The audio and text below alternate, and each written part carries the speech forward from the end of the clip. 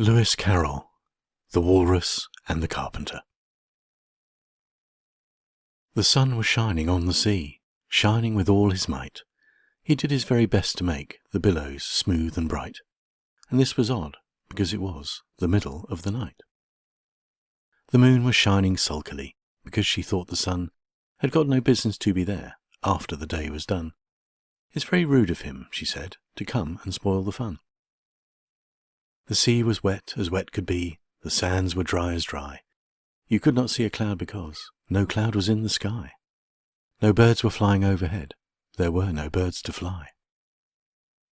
The walrus and the carpenter were walking close at hand.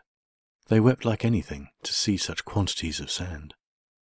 If this were only cleared away, they said, it would be grand. If 7 maids with 7 mops swept it for half a year, do you suppose, the walrus said, that they could get it clear? "I doubt it," said the carpenter, and shed a bitter tear. "O oysters, come and walk with us," the walrus did beseech. A pleasant talk, along the briny beach. We cannot do with more than 4, to give a hand to each. The eldest oyster looked at him, but never a word he said.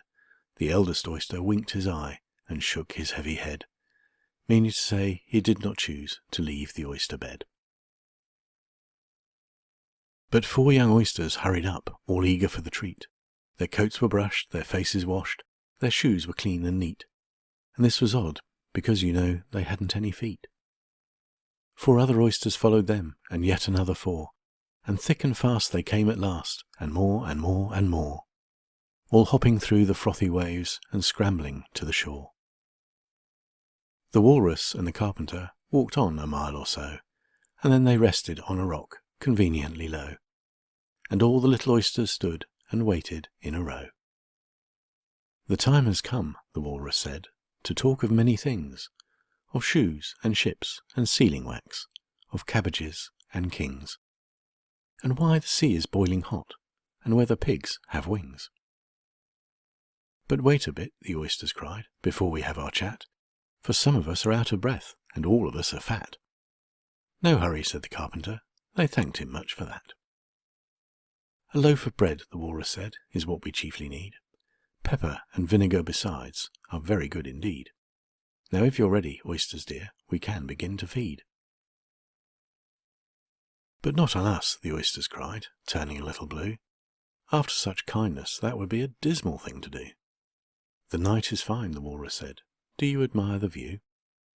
It was so kind of you to come, and you are very nice." The carpenter said nothing, but cut us another slice. "I wish you were not quite so deaf. I've had to ask you twice." "It seems a shame," the walrus said, "to play them such a trick, after we've brought them out so far, and made them trot so quick." The carpenter said nothing, but the butter spread too thick. "I weep for you," the walrus said. "I deeply sympathize." With sobs and tears he sorted out those of the largest size, holding his pocket handkerchief before his streaming eyes. "Oh, oysters," said the carpenter, "you've had a pleasant run. Shall we be trotting home again?" But answer came there none, and this was scarcely odd, because they'd eaten every one.